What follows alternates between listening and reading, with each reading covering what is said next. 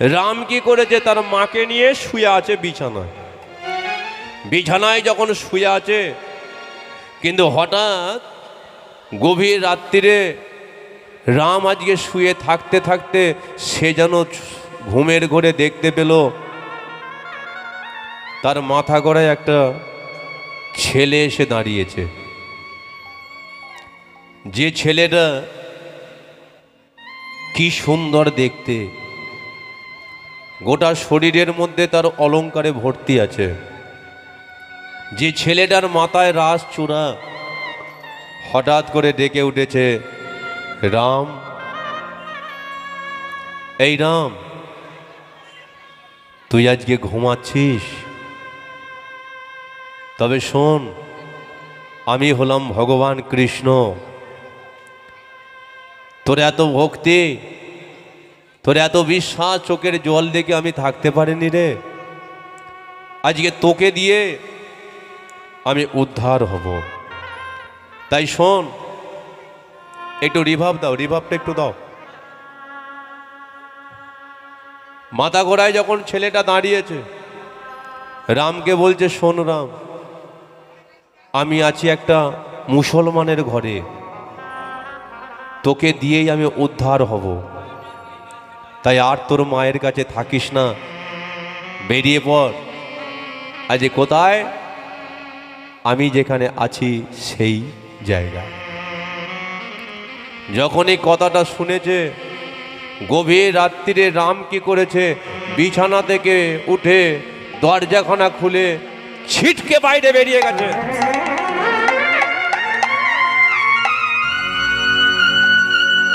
তুলসী তলায় দাঁড়িয়ে রাম বন বন বন বন করে ঘুরছে। আমি কি হেরিলাম নয়নে, আমি কি হেরিলাম নয়নে,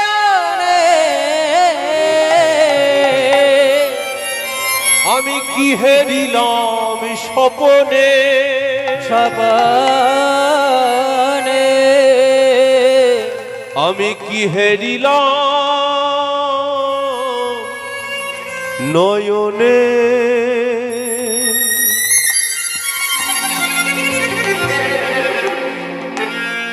তুলসী তলায় বসে বসে রাম আবার শুরু করেছে তার কান্না।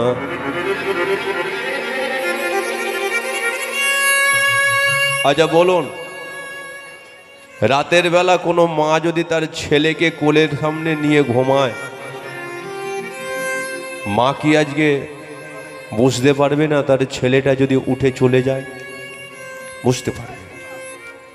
রাত্রিটা গভীর বেলায় যখন কান্তিমণির ঘুমটা ভেঙে গেল, বুঝতে পেরে গেল তার কোলের কাছে আর রাম নেই। কান্তিমণি আজকে বিছানা পরিত্যাগ করে বাইরে বেরিয়ে গিয়ে দেখলো রাম ওই তুলসী তলায় বসে বসে কাঁদছে। কান্তিমণি ছুটে গেছে, বাবা তুই কাঁদছিস কেন? তুই কাঁদছিস কেন বাবা? কি হয়েছে তোর? বল না তোর কি হয়েছে? এইভাবে তুই কাঁদছিস কেন? বাবার কথা মনে পড়ছে? কি হয়েছে তোর? রাত এখনো শেষ হয়নি, তুই না ঘুমিয়ে আজকে চলে এলি কেন? ও বুঝতে পেরেছি, তোর বাবার কথা মনে পড়ছে। বাবার কোনোদিন আসবে না। না মা, বাবার কথা মনে পড়ছে না। জানো মা, আমি রাতের বেলা যখন শুয়েছিলাম, আমার মাথা করে একটা ছেলে দাঁড়িয়েছিল। কে সে জানি না, তবে আমাকে বলল ও একটা মুসলমানের ঘরেতে আছে, যে হলো আমাদের ভগবান কৃষ্ণ। মুসলমানের ঘরেতে তোকে স্বপ্ন দিয়েছে? না বাবা, শুবি চ। মা কি বুঝতে পারছে যে রামের মাথা গড়ায় ভগবান এসে দাঁড়িয়েছিল ঘুমের ঘরে?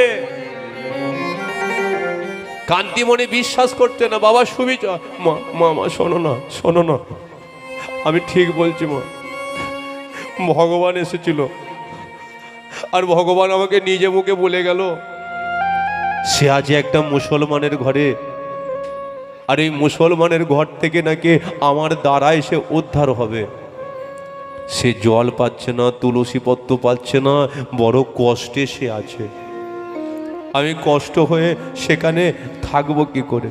আমাকে বলল আমার দ্বারায় সে নাকি উদ্ধার হবে। ঠিক আছে ঠিক আছে, চগে শুবি চ, শুবি চ। আচ্ছা বলুন তো, কোনো মা এটা কি বিশ্বাস করবে যে তার ছোট 5 বছরের ছেলের সম্মুখে ভগবান এসে রাতের বেলা স্বপ্ন দিয়েছে আমাকে তুই উদ্ধার করবি চ? কোনো মা বিশ্বাস করে না। কিন্তু ভক্তি যার, ভগবান তার। ভক্তি নেই যার, ভগবানও নেই তার। যে হাতির দাঁত নাই সে হাতির কোনো দাম নাই, যে পাখির পাখা নয় সেই পাখির কোনো দাম নাই। আর এই কলিযুগের মার্কেটে যে যতই সেজে গুজে ঘুরুক না কেন, অন্তরে যদি ভক্তি না থাকে সে ভক্তের কোনো দাম নাই। হরিবাসরে সবাই যায়, অনেকে এখনকার দিনে হরিবাসরটাকে ফাংশন হচ্ছে বলে মনে করে। এখনকার দিনে কলিযুগে হরিবাসরে অনেক ভক্তরা এসে এসে হাসাহাসি করে, একে অপরের সঙ্গে গল্প করে যায়, ভাবছে তো ফাংশন হচ্ছে, অর্কেস্ট্রা হচ্ছে, যাত্রা হচ্ছে। ভক্তি কোথায় মা? ভগবান তোমাদের দিকে তাকিয়ে থাকে মা। একটা কথা বুঝে নেবেন, ভগবান সব ভক্তের দিকে তাকিয়ে থাকে। যে ভক্তটা ভগবানের কাছে যায়, ভগবান দূর থেকে আজকে তাকায়। কত দামি শাড়ি পরে আসছে আমি ওটা দেখি না, কত সে আজকে চুলের বেনি বেঁধেছে কত সুন্দর করে আমি ওটা দেখি না। আমি একটা জিনিসই লক্ষ্য করি, যে ভক্তটা হরিবাসরে আসছে তার অন্তরে কি ভক্তি আছে? তার নয়নে কি 2 ফোঁটা জল আছে? ভক্তি বিনা আমাকে পাওয়া যায় না, চোখের জল ছাড়া আমাকে পাওয়া যায় না। হরিবাসরে অনেক ভক্ত আসে যারা অনেকে শুধু সেবা করার জন্য আসে। হরিবাসরে অনেক ভক্ত আসে যারা প্যান্ডেলটা দেখতে আসে কত সুন্দর আছে। হরিবাসরে অনেক ভক্ত আসে যারা একে অপরের সঙ্গে শুধু কথা বলার জন্য আসে। আবার হরিবাসরে অনেক ভক্ত আসে যারা 3টে ঘন্টা অন্যদিকে কান্না দিয়ে কীর্তন শুনতে শুনতে চোখের জলেতে কাঁদার জন্য আসে। তবে একটা কথা বুঝে নেবেন, আজকে তুমি কাঁদতে পারছো না, যে কাঁদছে তাকে দেখে তুমি উপহাস করছো, একদিন তোমাকে দেখো মানুষ উপহাস করবে। আজকে কাঁদতে পারছো না, 2 দিন পরে তোমাকে কাঁদতে হবেই হবে। কোন দিনকে জানো? আজকে তোমার রূপ যৌবন আছে, যেই দিনকে তোমার থাকবে না, রোগে অসুখে ভুগে বিছানায় শুয়ে পড়ে থাকবে, প্রস্রাব পায়খানা করবে, পিঠের মধ্যে ঘা হয়ে যাবে, শরীরে পোকা পাইবে, নিজে যন্ত্রণায় ছটফট করবে, নিজের ছেলেদেরকে বলবে বাবা একটু ওষুধ এনে দিবি, বড় যন্ত্রণা পাচ্ছে, এনে দে না। নিজের ছেলেরা ওষুধ এনে দেবে না, ব্রাহ্মণদেরকে নিয়ে এসে তোমার নামেতে প্রায়শ্চিত্ত করে দেবে। কেন? মা যন্ত্রণা পাচ্ছে, একে তো এবার শ্মশানে নিয়ে গেলেই ভালো হয়। সেই দিনকে তুমি যতই চোখের জলে কাঁদো না কেন, কেউ তোমার জন্য ওষুধ আনবে না। একটা বার শুধু সবাই বলবে ঘাটের মোড়াটা এখনো বেঁচে আছে। এ পৃথিবীতে কেউ কারো নয় মা। আজকে যতক্ষণ তোমার শরীরে প্রাণ পাখিটা আছে বাঁদিকে, প্রতিটা মানুষের বাঁদিকে একটা প্রাণ পাখি আছে। ও প্রাণ পাখি তোমার আছে বলে তোমাকে বলছে আমি আছি তাই তুই বেঁচে আছিস। এ প্রাণ পাখিটা যখন উড়ে যাবে তখন তোমার পরিচয় হবে একটা কথা, তুমি মরা। মরা। নিঃশ্বাস যখন তোমার বন্ধ হয়ে যায় তখন নিজের ছেলেটাও শত্রু হয়ে যায়। নিঃশ্বাস যখন বন্ধ হয়ে যায় নিজের স্বামীটা তখন শত্রু হয়ে যায়, আপন আর কেউ থাকে না।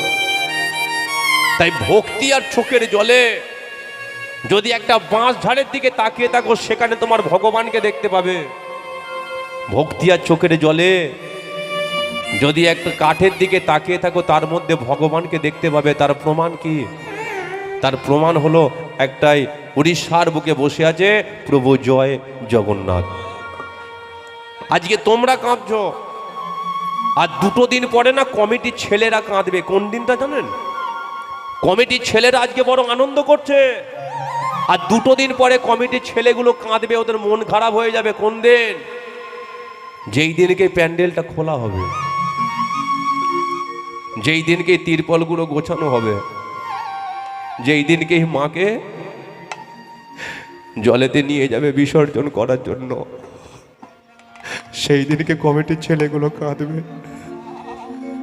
এই 4টে দিন এখানে কত আনন্দ হয়েছিল, এই 4টে দিন এখানে কত ভক্ত সেবা হয়েছিল, এই 4টে দিন কত সাধুগুরু বৈষ্ণব এসেছিল, এই 4টে দিন আমরা কত এখানে পরিশ্রম করেছি। কাঁদবে, সেই দিনকে ওরা কাঁদবে। প্রতিটা মানুষকে একদিন কাঁদতে হবে, কাঁদতে হবে একদিন। সেই জন্য আজকে রাম সে চোখের জলেতে কাঁদছে। কাকে দেখবে বলে? পাড়ার কাকাকে দেখবে বলে নয়, একমাত্র কৃষ্ণকে দেখতে পাচ্ছে না। আর ভগবান আমাকে স্বপ্ন দিল মুসলমানের ঘরে পড়ে আছে, জল পাচ্ছে না, তুলসী পত্র পাচ্ছে না, তাহলে আমার মনে কত ভক্তি আছে, তাই কৃষ্ণ আমাকে স্বপ্ন দিয়েছে মুসলমানের ঘর থেকে সে উদ্ধার হবে। কিন্তু মা তাকে যতই কোলের কাছে নিয়ে ঘুম পাড়ায়, রামের তো আর ঘুম। আবার ঘর থেকে বেরিয়ে যায়। কান্তি মনে চিন্তা করে, ছেলেটা কি তবে সত্যি কি আমাকে ছেড়ে চলে যাবে? রাম যত বড় হয়, রামের শুধু চিন্তা আমি যাব কি করে মাকে ছেড়ে। বাবা চলে গেল, মায়ের মনেতে কত কষ্ট হলো। আবার আমি যদি চলে যাই মাকে ছেড়ে, বলো আমার মা বাঁচবে কি করে? রাম ভাবছে আমি কি করব, আমি কি বেরিয়ে যাব না আমি মায়ের কাছে থাকবো? কিন্তু রামের দিকে তাকিয়ে কান্তিমণির ঘুম ধরে না। কান্তিমণি ভাবলো ছেলেকে আমি আটকে রাখবো কি করে? দেখবে পাড়ার মধ্যে কোনো ব্যক্তি যদি এসে বলে যে মা জানো তোমার ছেলেটা না দেখলাম যে 5টা বন্ধুর পাল্লায় পড়ে একটু বিড়ি টিড়ি খাচ্ছে গো, মা তখন কি বলবে? ও খাচ্ছে খাচ্ছে, বড় হচ্ছে। আবার কোনো ব্যক্তি এসে যদি বলে জানো তো দেখলাম প্যান্ডেলের পেছনে বন্ধুদের পাল্লায় পড়ে ও তো একটু মদ টদ করে খাচ্ছে, মা তখন বলবে এখনকার দিনে ছেলেরা যা হয়েছে আর কি বলবো। কিন্তু কোনো মাকে যদি এসে বলে শুনলাম তোমার ছেলেটা নাকি বৃন্দাবনে যাবে বলছে, তাকে তখন একটা কথাই বলবে, বলে ওকে যেতে দিস না, ওকে একটু আটকা, ওকে আটকা, ওকে ধরে রাখ। কারণ সে মা জানে ছেলেটা যদি একবার বৃন্দাবনে চলে যায় আর কোনো দিনের জন্য সে ঘরেতে ফিরবে। তাই রাত্রির যখন হলো, কান্তিমণি রামকে কোলের কাছে নিয়ে শুয়ে আছে। কিন্তু কান্তিমণি ভাবলো এই রাত্রিরেই যদি আমার রাম চলে যায়, তাই মা কি করেছে? নিজের শাড়ির আঁচল দিয়ে 5 বছরের রামের কোমরের ঘুমসির সাথে বেঁধে রেখে কোলের কাছে শুই করিয়ে রেখেছে।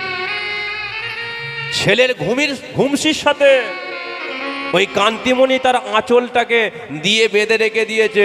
কারণ সে ভাবলো যে হয়তো আমার ছেলেটা চলে যাবে, ছেলেটা আমার চলে যাবে।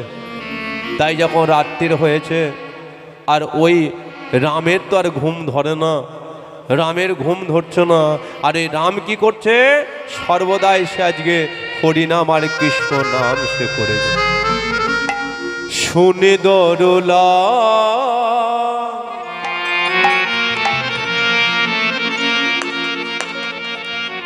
যশোদা দুলা,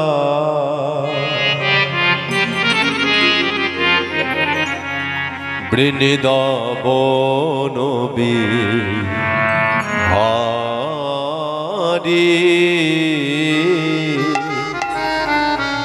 বৃন্দাবন বিহারী সুন্দর যশোদা দুলা বৃন্দাবন বিহারে বৃন্দাবন বিহারে শুনে দরলা যশোদা দুলা বৃন্দাবন বিহারী বৃন্দাবন বিহারী সুন্দর যশোদা দুলা